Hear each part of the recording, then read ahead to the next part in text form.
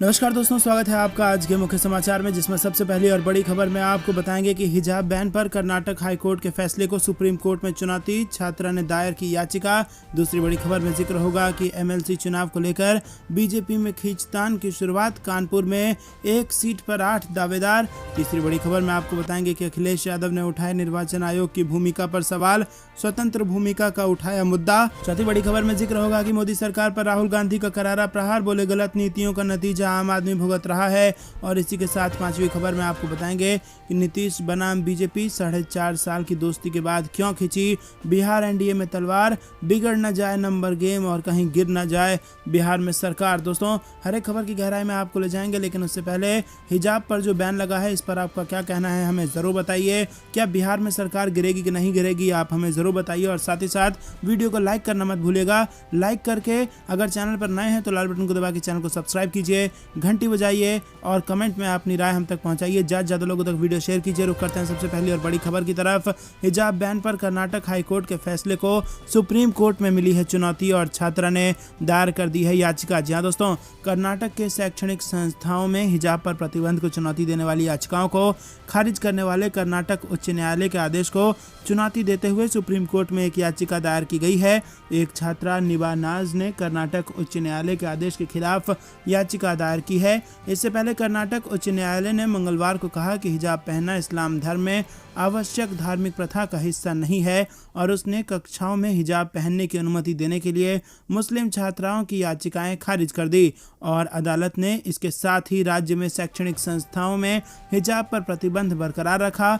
3 न्यायाधीशों की पीठ ने कहा कि स्कूल की वर्दी का नियम एक उचित पाबंदी है और संवैधानिक रूप से स्वीकृत है और जिस पर छात्राएं आपत्ति नहीं उठा सकती। मुख्य न्यायाधीश ऋतुराज अवस्थी, न्यायमूर्ति कृष्ण एस दीक्षित और न्यायमूर्ति जे.एम. खाजी की पीठ ने आदेश का एक अंश पढ़ते हुए कहा कि हमारी राय है कि मुस्लिम महिलाओं का हिजाब पहनना इस्लाम धर्म में आवश्यक धार्मिक प्रथा का हिस्सा नहीं है। दोस्तों, आपकी इसमें क्या राय है, कमेंट में जरूर बताइए। रुक करते हैं अगली बड़ी खबर की तरफ। एमएलसी चुनाव को लेकर बीजेपी में खींचतान शुरू, कानपुर में एक सीट पर 8 दावेदार। दोस्तों, उत्तर प्रदेश में नई सरकार के गठन को लेकर तैयारियां जोरों पर हैं और इसी बीच निर्वाचन आयोग और पार्टियों की ओर से एमएलसी चुनाव को लेकर तैयारियां शुरू कर दी गई हैं। भारतीय जनता पार्टी की जिला इकाइयों की तरफ से दावेदार का नाम भी क्षेत्रीय इकाई के द्वारा प्रदेश भेजा जा रहा है और अभी तक कानपुर नगर, कानपुर देहात और फतेहपुर मिलकर बनी एक सीट पर अभी तक 8 दावेदार सामने आ चुके हैं, जबकि कानपुर बुंदेलखंड की 4 सीटों पर 25 लोग दावा कर चुके हैं। वहीं पार्टी सूत्रों का कहना है कि इन दावेदारों में भाजपा के पूर्व जिला अध्यक्ष, कई और पार्टी से जुड़े नेता शामिल हैं। आपको बता दें कि 15 मार्च से नामांकन भरने की प्रक्रिया शुरू हो जाएगी। एमएलसी चुनाव का मतदान 9 अप्रैल को होगा। जो मतदाता जिस जिले में रहता है वो उसी जिले में मतदान कर सकता है और इस चुनाव में सांसद, विधायक, महापौर, नगर पंचायत अध्यक्ष, जिला पंचायत अध्यक्ष, ब्लॉक अध्यक्ष, प्रमुख और प्रधान मतदान करेंगे। दोस्तों, रुक करते हैं अगली बड़ी खबर की तरफ। अखिलेश यादव ने उठाए निर्वाचन आयोग की भूमिका पर सवाल, स्वतंत्र भूमिका का उठाया मुद्दा। जी हाँ दोस्तों, समाजवादी पार्टी के राष्ट्रीय अध्यक्ष एवं पूर्व मुख्यमंत्री अखिलेश यादव का कहना है कि राजनीति की शुचिता भाजपाई छल छद्म की राजनीति के चलते संकट में पड़ गई है और चुनाव में लोकतंत्र और संविधान की परीक्षा होती है। संसदीय जनतंत्र की सार्थक भूमिका बनाए रखने के लिए समाजवादी पार्टी पूरी ताकत से सदन के अंदर और सदन के बाहर जनता की आवाज़ पुरजोर तरीके से उठाएगी। राष्ट्र राज्य को दिशा निर्देश देने वाले संविधान की सुरक्षा में निर्वाचन आयोग की स्वतंत्र भूमिका जरूरी है। अखिलेश यादव ने कहा कि देश आज़ादी के 75वें वर्ष में अमृत महोत्सव मनाने जा रहा है, लेकिन स्वतंत्रता संघर्ष के जो मूल्य थे वो नेपथ्य में हो गए हैं और इसी के साथ लोकतंत्र का मूलाधार खतरे में है। 5 वर्ष तक सत्ता में रहते हुए भी भाजपा ने जनहित में कोई कार्य नहीं किया और समाजवादी पार्टी अपने सहयोगियों और समर्थकों के साथ नई ऊर्जा के साथ भविष्य की रणनीति बनाकर संघर्ष करती रहेगी। रुक करते हैं अगली बड़ी खबर की तरफ। मोदी सरकार पर राहुल गांधी का करारा प्रहार, बोले गलत नीतियों का नतीजा आम आदमी भुगत रहा है। जी हाँ दोस्तों, आपको बता दें कि कांग्रेस नेता राहुल गांधी ने बढ़ती महंगाई और सेविंग्स पर ब्याज दर घटाने के मामले में नरेंद्र मोदी सरकार पर मंगलवार को निशाना साधा।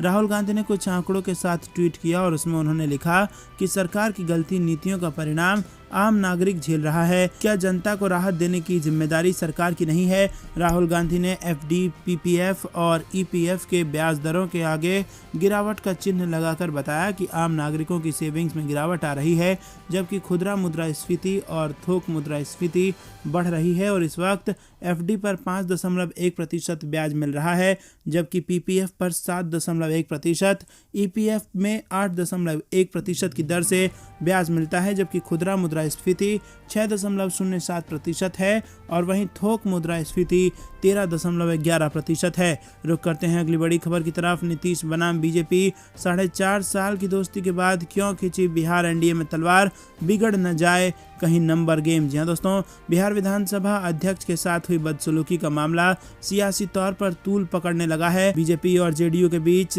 तकरार बढ़ती जा रही है और अब दोनों आर पार के मूड में दिख रही है। विधानसभा में गुस्से में तमतमाए मुख्यमंत्री नीतीश कुमार ने देखने की नसीहत तक दे डाली है, जिसके बाद विजय सिन्हा मंगलवार को सदन में नहीं पहुंचे। ऐसे में सवाल उठता है कि 4.5 साल के बाद क्या फिर जेडीयू और बीजेपी की दोस्ती में दरार आएगा?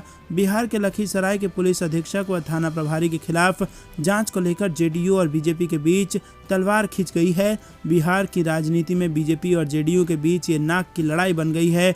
पूरे प्रकरण के बाद मुख्यमंत्री नीतीश ने तत्काल हाई लेवल बैठक बुलाकर साफ कर दिया कि वो इस तरह की बातें बर्दाश्त नहीं करेंगे।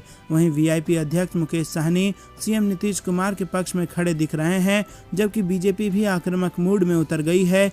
बीजेपी एक तरफ मुकेश सहनी की कैबिनेट से छुट्टी करना चाहती है तो दूसरी तरफ जेडीयू के साथ भी रिश्ते बिगड़ रहे हैं। ऐसे में बिहार विधानसभा का नंबर गेम क्या है, ये इस वक्त जबरदस्त सवाल बना हुआ है। बिहार में कुल 243 विधानसभा सीटें हैं, जिसमें फिलहाल 242 सदस्य हैं और एक सीट खाली है। इस तरह बहुमत के लिए कम से कम 122 विधायकों का आंकड़ा चाहिए, जिसमें से भाजपा के पास 74 विधायक, जेडीयू के पास 45 विधायक, हम के पास 4 विधायक और वीआईपी के पास 3 विधायक हैं, निर्दलीय 1 विधायक हैं, विपक्ष के पास 115 विधायक हैं। आपको बता दें कि 2015 में जेडीयू ने आरजेडी और कांग्रेस के साथ मिलकर चुनाव लड़ा था और बीजेपी गठबंधन को मात देकर सत्ता हासिल की थी।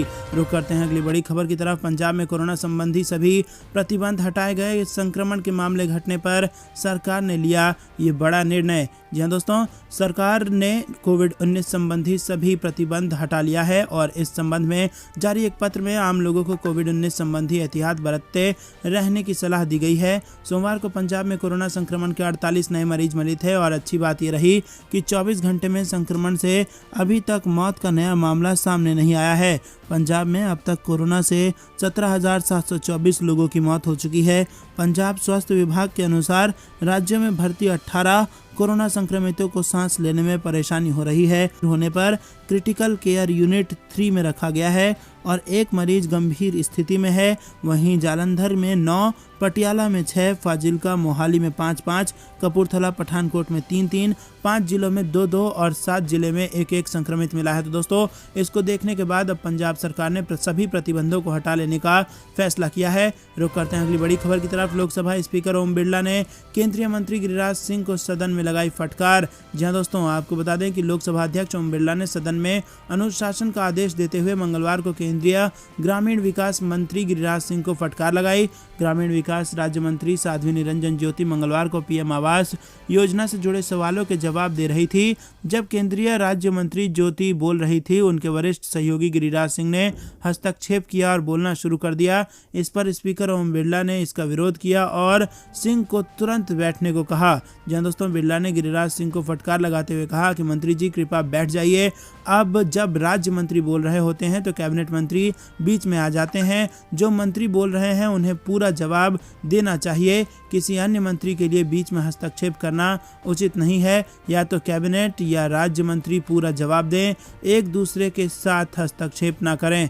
इसके बाद गिरिराज सिंह को बैठना पड़ा और केंद्रीय राज्य मंत्री ज्योति को पूरक प्रश्नों के उत्तर देने की अनुमति देनी पड़ी। दोस्तों, बता दें कि बजट सत्र का दूसरा भाग 14 मार्च को शुरू हुआ और 8 अप्रैल को समाप्त होगा। बजट सत्र का पहला भाग 31 जनवरी को शुरू हुआ और 11 फरवरी को समाप्त हुआ था। दोस्तों रुक करते हैं अगली बड़ी खबर की तरफ। स्वामी प्रसाद मौर्य का बयान, बोले बैलेट पेपर में 304 सीटों पर जीत गई समाजवादी पार्टी, ईवीएम में हुआ बड़ा खेल। जी हां दोस्तों, योगी कैबिनेट में मंत्री पद छोड़कर सपा में गए स्वामी प्रसाद मौर्य ने समाजवादी पार्टी की हार के लिए एक बार फिर ईवीएम में धांधली का आरोप लगाया है। वहीं आपको बता दें कि अपनी सीट जीतने में भी असफल रहे स्वामी प्रसाद मौर्य ने कहा कि बैलेट पेपर की वोटिंग में समाजवादी पार्टी 300 से ज्यादा सीटों पर जीती, लेकिन ईवीएम में भाजपा की जीत हुई। उन्होंने दोनों में अंतर बताकर कहा कि कोई ना कोई बड़ा खेल जरूर हुआ है। स्वामी प्रसाद मौर्य ने सोशल मीडिया प्लेटफॉर्म पर लिखा कि बैलेट पेपर की वोटिंग में समाजवादी पार्टी 304 सीटों पर जीती है, जबकि भाजपा मात्र 99 पर, किंतु ईवीएम की गिनती में भाजपा चुनाव जीत गई। इसका मतलब है कि कोई ना कोई बड़ा खेल हुआ है। गौरतलब है कि इस बार अधिकतर सीटों पर पोस्टल बैलेट गिनती में सपा आगे रही। माना जा रहा है कि सपा की ओर से सरकार बनने पर पुरानी पेंशन स्कीम लागू किए जाने के वादे की वजह से अधिकतर सरकारी कर्मचारियों ने सपा को वोट दिया है।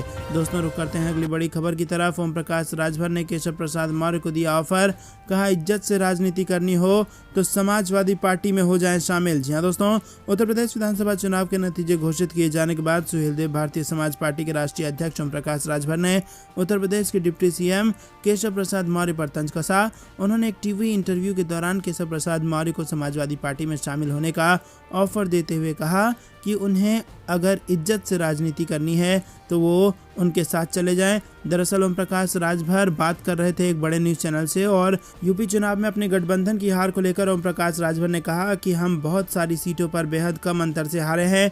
इसके साथ उन्होंने सरकारी कर्मचारियों में गड़बड़ी करने का आरोप लगाते हुए कहा कि जहां पर हम कम वोट से चुनाव जीत रहे थे वहां अधिकारियों ने हमें जानबूझकर हरा दिया। बनारस में एक भी सीट न जीतने को लेकर जब ओम प्रकाश राजभर से सवाल किया गया तो बीजेपी पर आरोप लगाते हुए कहा कि इन्होंने गरीब जनता को करोड़ों रुपए की लालच देकर वोट ले लिया और इनके मंत्री प्रदेश में पैसा बांटे फिर रहे थे। ओम प्रकाश राजभर ने सरकार पर निशाना साधते हुए कहा कि इन्होंने सरकारी मशीनरी का उपयोग करके हमें हरा दिया है। दोस्तों रुक करते हैं अगली बड़ी खबर की तरफ। सठिया गए हैं नीतीश कुमार, सदन में मुख्यमंत्री और अध्यक्ष की हुई बहस तो आरजेडी ने दिया बड़ा बयान। जी हां दोस्तों, आपको बता दें कि बिहार विधानसभा के बजट सत्र के दौरान मुख्यमंत्री नीतीश कुमार विधानसभा अध्यक्ष पर ही भड़क गए। इस पर आरजेडी को चुटकी लेने का मौका मिल गया। आरजेडी के नेता और विधायक भाई वीरेंद्र ने कहा कि मुख्यमंत्री नीतीश कुमार सठिया गए हैं। उन्होंने नीतीश कुमार पर आसन को ही निर्देश देने का आरोप लगाया। इसी के साथ भाई वीरेंद्र ने कहा कि ये सदन की मर्यादा के खिलाफ है, वो आसन से मांग कर सकते हैं, निर्देश नहीं दे सकते। आरजेडी विधायक ने कहा कि मुख्यमंत्री ने सदन के भीतर आसन को आदेश देकर ये साबित कर दिया है कि प्रदेश में जंगल राज है। आरजेडी ने इस बहस पर राज्य सरकार को घेरने की कोशिश करते हुए जंगल राज नहीं महाजंगल राज है ये कहा।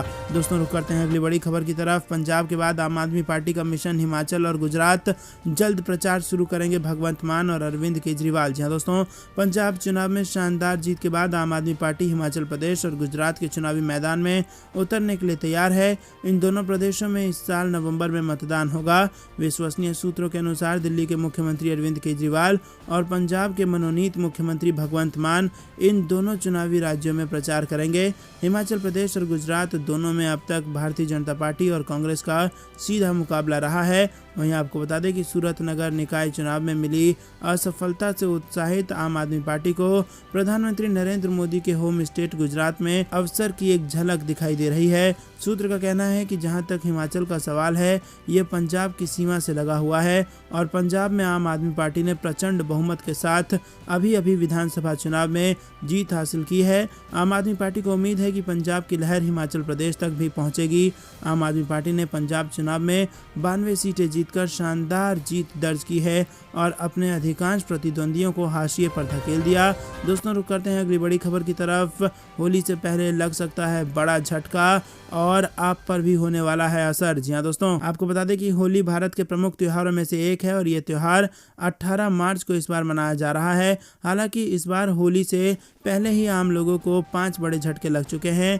इनमें ईपीएफ पर ब्याज दर में कमी, दूध के दाम में इजाफा जैसी चीजें शामिल हैं। इन फैसलों का मिल रहा है और आपको बता दें कि ईपीएफ पर ब्याज दर में जबरदस्त कमी आई है। वहीं दूध के दाम इतने बढ़ गए हैं कि आपकी जेब पर 2 रुपए प्रति लीटर का अतिरिक्त बोझ पड़ गया है और इसी के साथ थोक महंगाई के आंकड़े भी जनता को परेशान कर रही है। सीएनजी के दाम भी बढ़ गए हैं। जी हाँ दोस्तों, उत्तर प्रदेश सहित 5 राज्यों में विधानसभा चुनाव खत्म होते ही दिल्ली एनसीआर सहित कई शहरों में सीएनजी की कीमतों में उछाल आया है और इसके बाद राष्ट्रीय राजधानी दिल्ली में सीएनजी की कीमत 57 रुपये 1 पैसे प्रति किलोग्राम से 50 पैसे बढ़कर अब 57 रुपये 51 पैसे प्रति किलोग्राम हो गई है। वहीं कमर्शियल एलपीजी भी हो गया है महंगा। जी हाँ दोस्तों, ऑयल मार्केटिंग कंपनियों ने महीने के पहले ही दिन कमर्शियल गैस सिलेंडर के दाम में इजाफे का ऐलान किया था और कंपनियों ने दिल्ली में कमर्शियल सिलेंडर के दाम में 105 रुपये प्रति सिलेंडर का इजाफा कर दिया है। तो दोस्तों, ये कुछ बड़े झटके आम आदमी को लगे हैं। रुक करते हैं अगली बड़ी खबर की तरफ। 18 साल तक के बच्चों की शिक्षा हो सकती है निःशुल्क। कांग्रेस सांसद के सुझाव पर सरकार ने कहा कि राज्यों से बात करनी होगी। जहां दोस्तों, शिक्षा का अधिकार यानी कि आरटीई अधिनियम 2009 में संशोधन कर 18 साल तक की उम्र के बच्चों को निःशुल्क शिक्षा का प्रावधान करने के सुझाव को अच्छा बताते हुए सरकार ने सोमवार को कहा कि इस विषय पर राज्यों से बात करनी होगी और केंद्र सरकार अपनी पूरी जिम्मेदारी निभाएगा। केंद्रीय शिक्षा मंत्री धर्मेंद्र प्रधान ने लोकसभा में कांग्रेस सदस्य मनीष तिवारी के पूरक प्रश्न के उत्तर में ये बात कही। तिवारी ने कहा कि 2009 के कानून में 6 से 14 वर्ष तक के बच्चों को निःशुल्क शिक्षा का प्रावधान है। ऐसे में कई बच्चे 9वीं कक्षा में पहुंचने पर विद्यालय उनसे शुल्क मांगने लगते हैं और उनके सामने परेशानी खड़ी हो जाती है। लेकिन अब अगर इस प्रावधान को लाया गया तो 18 साल तक के बच्चों की शिक्षा निःशुल्क हो जाएगी। दोस्तों, रुक करते हैं अगली बड़ी खबर की तरफ। किसान मोर्चा की बैठक में हुए 2 बड़े ऐलान। 21 मार्च को देशव्यापी विरोध प्रदर्शन और एमएसपी गारंटी सप्ताह मनाने का किया फैसला। जी हाँ दोस्तों, संयुक्त किसान मोर्चा ने सोमवार को दिल्ली में हुई अपनी बैठक में 11 से 17 अप्रैल तक एमएसपी गारंटी सप्ताह मनाने का फैसला किया है। इसके साथ ही लखीमपुर खीरी कांड में सरकार की भूमिका और किसान के आंदोलन को दिए गए आश्वासनों के साथ विश्वासघात को लेकर 21 मार्च को देशव्यापी विरोध प्रदर्शन किया जाएगा और दीनदयाल उपाध्याय मार्ग पर स्थित गांधी पीस फाउंडेशन के एक बंद कमरे में हुई बैठक में ये दोनों फैसले लिए गए हैं। दोस्तों, रुक करते हैं अगली बड़ी खबर की तरफ। बीजेपी को प्रचंड जीत के बाद भी करना पड़ेगा तीखे सवालों का हमला। जी हाँ दोस्तों, भले ही 4 राज्यों में प्रचंड बहुमत के साथ भाजपा सरकार बनाने जा रही हो, लेकिन उत्तर प्रदेश में योगी सरकार के 11 मंत्रियों की हार 2024 के लोकसभा चुनाव के लिहाज से कई सवाल खड़े करती है। हालांकि पार्टी आला कमान ने हार के कारणों की समीक्षा करने का निर्णय कर ही लिया है और इसके साथ ही हार के जिम्मेदार भीतरघातियों और ऐसे नेताओं का ब्यौरा जुटा रही है जिन्होंने पार्टी के खिलाफ काम किया और इन नेताओं में मेनका गांधी, वरुण गांधी, संघमित्रा मौर्य का नाम सबसे प्रमुख है। जाहिर है कि बीजेपी आला कमान यूपी के डिप्टी सीएम केशव प्रसाद मौर्य समेत 11 मंत्रियों की हार से उठे सवाल के जवाब ढूंढने में जुट चुकी है। उत्तर प्रदेश विधानसभा चुनाव में हारने वाले दिग्गजों में केशव प्रसाद मौर्य 2017 में बीजेपी को मिली प्रचंड जीत के नायकों में गिने जाते थे। वहीं दूसरी तरफ गन्ना मंत्री सुरेश राणा जैसे हिंदुत्व ब्रांड के चेहरे भी हैं और शामली जिले से सुरेश राणा, प्रतापगढ़ जिले से राजेंद्र प्रताप सिंह उर्फ मोती सिंह, चित्रकूट से चंद्रिका प्रसाद उपाध्याय, बलिया से आनंद स्वरूप शुक्ल समेत दोस्तों कई ऐसे मंत्री हैं जिनका यहां पर पत्ता साफ हो गया है। दोस्तों, रुक करते हैं अगली बड़ी खबर की तरफ। पुरानी पेंशन योजना से केंद्र सरकार और भाजपा शासित राज्यों को घेरेगी कांग्रेस, एक्शन में सोनिया गांधी। जी दोस्तों, 5 राज्यों के विधानसभा चुनावों में कांग्रेस पार्टी की हार हुई। क्यों हुई, इसको लेकर रविवार को कांग्रेस वर्किंग कमेटी की बैठक पर इस बात पर गहराई पर मंथन किया गया और पार्टी नेताओं का कहना है कि कांग्रेस के अंतरिम अध्यक्ष सोनिया गांधी, राहुल गांधी और प्रियंका गांधी द्वारा अपने पदों से इस्तीफा देने की पेशकश की गई थी, लेकिन सीडब्ल्यूडी के सदस्यों ने उसे सिरे से खारिज कर दिया और अगले ही दिन सोनिया गांधी का एक्शन प्लान लागू हो गया। सोमवार को कांग्रेस पार्टी के ट्विटर पर प्लान ओपीएस देखने को मिला और कांग्रेस की सरदार Sonia Gandhi old pension scheme के जरिए केंद्र और भाजपा शासित राज्यों की सरकारों को घेरेंगी। दोस्तों, रुक करते हैं अगली बड़ी खबर की तरफ। यूपी में हार के बावजूद अखिलेश यादव का बड़ा कदम और इस नेता के लिए करेंगे अपनी सीट का त्याग। जी हाँ दोस्तों, यूपी में हार के बावजूद अखिलेश यादव बड़ा कदम उठाने जा रहे हैं जिसके चलते वो एक नेता के लिए अपनी सीट का त्याग कर सकते हैं। खबर है कि यूपी चुनाव 2022 के बाद समाजवादी पार्टी के भीतर ये चर्चा जोर पकड़ने लगी लगी है कि अगर अखिलेश यादव करहल की सीट छोड़ते हैं तो स्वामी प्रसाद मौर्य को वहां से चुनाव लड़ाया जा सकता है। दोस्तों, आपको बता दें कि हाल ही में अखिलेश यादव और स्वामी प्रसाद मौर्य के बीच बंद कमरे में मुलाकात हुई थी। माना जा रहा है कि चुनाव में हार की वजह की समीक्षा की गई और साथ साथ फाजिल नगर से स्वामी की हार के लिए बीजेपी के सोची समझी कैंपेन को वजह बताया गया। पार्टी के एक धड़े का मानना है कि अखिलेश यादव इस बार करहल की सीट नहीं छोड़ेंगे और सदन में रहकर 2027 की लड़ाई के लिए बड़ा संदेश देंगे। वहीं दूसरी तरफ इस बात के कयास लगाए जा रहे हैं कि समाजवादी पार्टी के मुखिया अपनी सीट खुद प्रसाद मौर्य के लिए छोड़ देंगे और गैर यादव ओबीसी को बड़ा संदेश देंगे ताकि 2024 के लोकसभा चुनाव में पार्टी अपने गैर यादव ओबीसी की नई केमिस्ट्री को धार। तो दोस्तों, ये थी दिन भर कुछ बेहतरीन और बड़ी खबरें। तक बने रहने के लिए बहुत बहुत धन्यवाद। देख रहे थे आपका अपना चैनल जय हिंद जय भारत।